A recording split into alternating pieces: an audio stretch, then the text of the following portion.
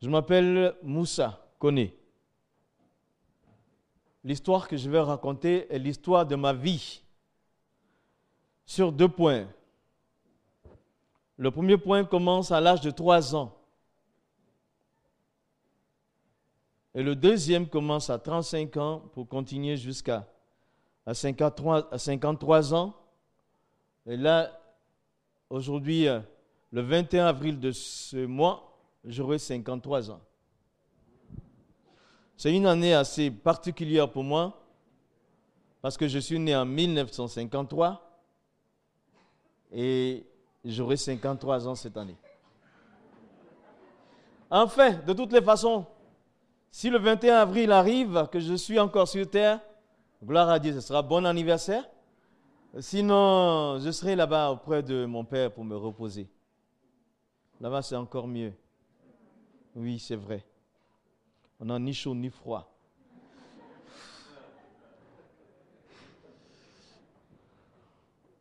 Donc, mon grand-père s'appelait Sékou Koné.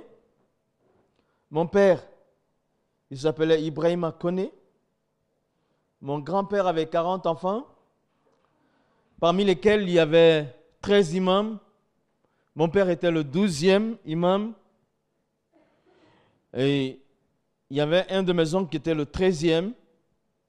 Et moi, je fus le 14e imam de la génération suivante. Un imam, c'est comme un pasteur, mais de l'autre côté. Mon père était un missionnaire de l'islam. Dans chaque ville où il allait, il bâtissait une mosquée et puis il avait des gens acquis à la cause d'Allah. Moi, je l'admirais. Mon père était pour moi un héros. Je voulais être un imam comme mon grand-père. Je voulais être un imam comme mon père. Dans la famille, on est 3 enfants. L'aînée s'appelle Aminata. Elle est née en 47. Le deuxième, c'est Ahmed. Il est né en 50. Et le troisième et dernier, c'est Moussa. Il est né en 53.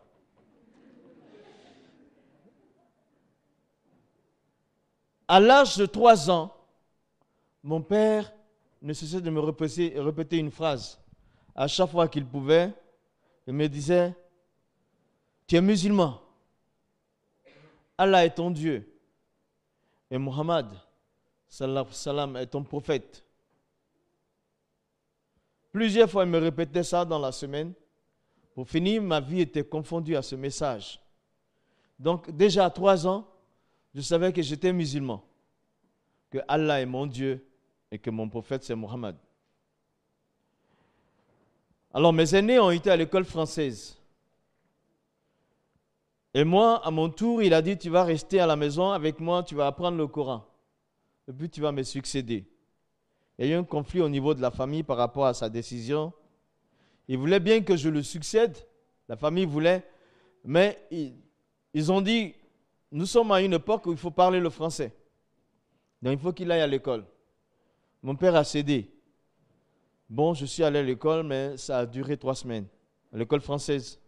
Ça a duré 3 semaines parce que dès ma naissance, j'avais des problèmes de vue. Et une fois en classe, ça s'est aggravé. Et au bout de 3 semaines en classe, j'étais aveugle même. J'ai perdu la vue, donc on m'a fait une opération. Après quoi, j'étais à la maison. J'étais là, après ma convalescence, j'étais auprès de mon père. Et là, il était libre de m'enseigner le Coran. Et moi aussi, j'étais libre d'apprendre. C'était quelque chose que nous voulions tous les deux. J'aimais ça, je l'admirais.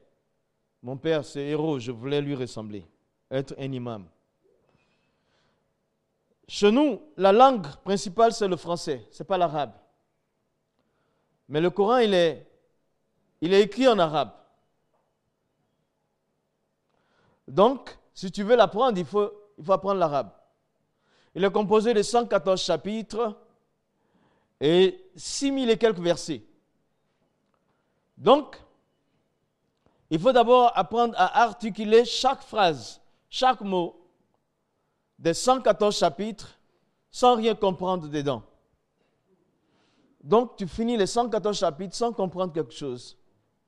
Et on revient après pour apprendre le sens de chaque mot. ça dure le même nombre d'années que précédemment. Et moi, j'avais 14 ans quand j'avais terminé le Coran. Et pour certains, c'était déjà un record à l'époque. Le Coran terminé, c'était une grande fête. Et ce jour-là, ils ont organisé une cérémonie, une fête, donc, où les maîtres coraniques étaient assis. Et moi, j'étais là aussi, j'étais debout. Et je devais réciter 6000 versets par cœur.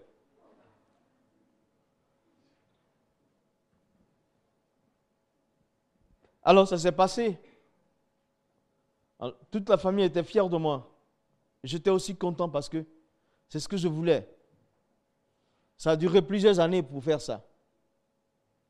Mais je voulais être un imam. Je savais que j'étais musulman, que Allah était mon Dieu, que Mohammed était mon prophète. Je voulais. Ça me plaisait. Le Coran, je l'aimais. C'est ainsi que un jour, nous étions en train de lire tous les deux. On faisait le tafsir, c'est les commentaires, le sens. Et j'ai posé la question suivante à mon père. Si pendant que nous lisons tous les deux le Coran, si nous devions mourir, est-ce qu'on va partir au ciel? C'était ça mon problème. Je lui ai posé 2 fois la question et la 3e fois, il m'a dit, bon, de notre vivant, il n'est pas possible de le savoir. Il faut attendre après la mort, au jour du jugement, des balances seront érigées et nos œuvres seront pesées. Si nous avons plus de bonnes actions, nous irons au paradis. Mais si c'est le contraire, c'est l'enfer. Donc il faut avoir plus de bonnes actions que de péchés. Alors, ça ne m'avait pas plu. Parce que le Coran m'avait enseigné, m'avait déjà montré, décrit le paradis. En lisant le Coran, j'ai vu la description du paradis, c'était bon. Et par contre, j'ai vu aussi la description de l'enfer. Ça, c'était pas bon. Alors, je ne voulais pas aller. Moi, j'avais choisi, c'est le paradis qui me plaisait. Je voulais aller au paradis, c'était ça l'essentiel. Pour ma vie, c'était ça l'essentiel, le paradis. Donc, je vivais pour ça. Maintenant, quand j'avais su, mon père était honnête. Et aussi, moi aussi, il savait que je pouvais lire et découvrir. Il faut absolument plus de bonnes actions que de péchés. Autrement dit, on n'arrive pas au paradis. Mais là, à cet âge, je ne savais pas le nombre de mes actions, bonnes ou mauvaises. Et donc, je ne pouvais pas savoir ma position dans l'au-delà. Donc, mon âme était attristée. Mon enfance, alors, a été teintée d'une forte tristesse. Parce que j'étais plus innocent comme les autres enfants de mon âge. J'avais en moi déjà la réalité de l'éternité. Mais je ne savais pas où aller après la mort. Donc j'étais attristé, angoissé. Et quand je me couchais, la nuit, je me réveillais souvent en sursaut et je regardais autour de moi. Quand je voyais encore les murs de la maison, je me disais, je suis encore sur terre. Et si ce n'était pas le cas, quelle serait ma position? J'avais peur. Des fois, je me disais, le sommeil, c'est le petit frère de la mort. Tu peux être en train de dormir et puis être dans l'au-delà. Mais alors, quelle serait ma position? C'était ça mon problème. Mon enfance était donc teintée d'angoisse. Aujourd'hui, je ne sais pas, ce soir, pour toi, présent à cette soirée, à cette retraite, ou même invité, ou peut-être même écoutant, ou regardant, je ne sais pas d'où. Je ne sais pas pour toi, quelle est ta position? Si tu devais mourir tout de suite, où est-ce que tu serais? Irais-tu au paradis ou en enfer? Donc, moi je continue. Mon âme est angoissée, mais je continue de lire, d'étudier avec mon père. Alors, tellement que c'était difficile pour moi. Mon enfance, je n'avais pas de désir de vivre. je n'avais pas d'objectif pour orienter ma jeunesse. Je ne savais pas quoi faire et parce que pour moi, l'essentiel de ma vie serait de savoir mon séjour dans l'au-delà. C'était ça. J'avais trop appris dans le Coran. Voyez-vous, c'était important parce que on peut te tromper en toutes choses. On peut te donner ton frère, ta soeur, ta mère, ton père, ta mère, je ne sais pas quoi, ta femme ou ton mari, ou un proche peut te tromper. On peut même te donner un chèque sans provision. Mais pour le salut de ton âme, si tu es trompé, tu as tout perdu. Tu n'auras pas l'occasion de refaire. Est-ce que ce soir, tu es prêt à la rencontre de ton Dieu? Si tu devais passer dans l'éternité. J'ai continué de chercher, de lire, d'apprendre avec mon père, au point où mes aînés sont partis, ils ont quitté la famille, les deux. J'étais resté seul. La fille, elle était devenue institutrice, ma grande sœur, elle s'était mariée, et mon frère, à 18 ans, il avait son bac, il est rentré, il est venu en France, et j'étais seul. Donc, on n'avait pas une famille riche. Donc, à mi-temps, je travaillais dans la journée, je faisais des petits contrats, je ramenais l'argent à la maison, et le soir, j'étais dans la mosquée. Quand mon père, quand il voyageait, je conduisais tout. Et même souvent, quand il est là, il est fatigué ou malade, je conduisais la prière. C'est ainsi que j'ai eu l'occasion de travailler sur une plateforme de forage pétrolière. Chez nous, il y a du pétrole en Côte d'Ivoire. Donc, j'ai travaillé comme un ouvrier en pleine mer. C'était pour 2 semaines. Je devais remplacer quelqu'un. Je suis resté 7 ans. En fait, il y a ça, il y a des choses qui débordent chez moi. Je suis resté 7 ans. On était 200 personnes à bord, à un moment donné. Et moi, j'étais le seul Africain le plus jeune. Tout le monde était blanc. Et c'était des anglophones, les Américains, les Britanniques et autres choses. Bon, j'ai appris à parler l'anglais comme ça. Alors, le capitaine du bateau, il m'a aperçu. Il me voyait, c'est sûr. Mais ce qui l'a intéressé, c'est mon nom. Le fait que je m'appelle Moussa, il a été touché. Il m'a dit, mais tu es musulman alors? Je lui ai dit, oui, je suis musulman. J'étais fier d'exposer ma religion. Je suis musulman. Alors il me dit, je viens ce soir te voir dans ta cabine. Moi, je travaillais de 6 heures le matin à 18 heures le soir. Il y avait un autre groupe qui commençait de 18 heures à 6 heures. On travaillait 12 heures par jour sur la plateforme. Et ce soir-là, j'étais assis. Et lui, il était le commandant. La première personnalité à bord. Et moi, j'étais la plus petite. Il dit qu'il viendrait me voir dans ma cabine. C'était un honneur. Et je ne croyais pas qu'il allait venir. Ce soir-là, après avoir prié, j'étais assis, je lisais mon Coran tranquillement. J'ai entendu frapper, j'ai ouvert la porte.